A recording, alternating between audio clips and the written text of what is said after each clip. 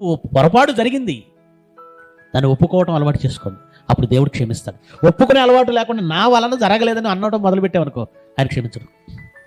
యోబుకున్నటువంటి మంచి లక్షణం, యోబుకున్నటువంటి పేరు, యోబు భూమి మీద యథార్థవర్తనుడు. అంటే ఉన్నది ఉన్నట్టుగా మాట్లాడతాడు, ఉన్నదాన్ని చెప్తాడు, తప్పును తప్పుగా అంగీకరిస్తాడు.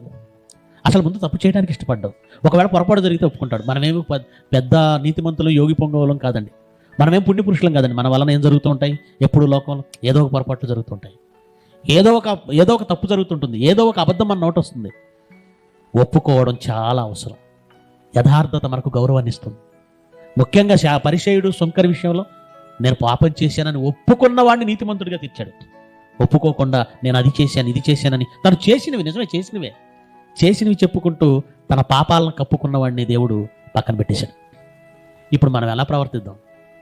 నీ యథార్థత నీకు గౌరవాన్ని తెచ్చిపెడుతుందా? లేదా నువ్వు అది దాచుకొని రొమ్ములో పాపం కప్పుకొని, చాలామంది ఎలా ఉంటారు, పాపమును ఒప్పుకొని విడిచిపెట్టమన్నాడు. కానీ కొంతమంది ఏం చేస్తారు, ఒక పక్క హృదయం నీది పొరపాటు ఉందని చెబుతున్నా అది కొంచెం కూడా బయటికి కనబడకుండా నా వాదనతో గెలిచేసి నా వాదనతో అందరిని ఒప్పించేస్తానని అనుకుంటున్నావే, నీ అంత మూర్ఖులు ఇంకొకరు ఉండరు. మూర్ఖత్వం అది. ఎవరు ఒప్పుకోరు సరిగా, దేవుడు అసలు ఒప్పుకోడు. మనం మనుషులు అండి, పొరపాటు జరుగుతుందండి. పొరపాటు జరగగానే నువ్వు దుర్మార్గురాలు, నువ్వు హంతకురాలని ఎవరు అనరుగా? నువ్వు హంతకుడివి, నువ్వు దుర్మార్గుడు అని ఎవరు అనరుగా? పోనీ మనుషులు అన్నారు, దేవుడు అనడుగా? ఒక పొరపాటే జరిగింది, ఒప్పుకుంటే నిన్ను ఒక దుర్మార్గురాలుగా చూస్తుందా ప్రపంచం? ఒక రకంగా చెప్తే ఒప్పుకున్న వాళ్ళనే మంచిగా చూస్తారు, లోకంలోనైనా దేవుడిలోనైనా. లేదు నేనేం చేయలేదంటావా, అక్కడి నుంచి లోకం నీకు దూరంగా ఉంటుంది. అంతే, ఎవరిని దగ్గరికి రారు.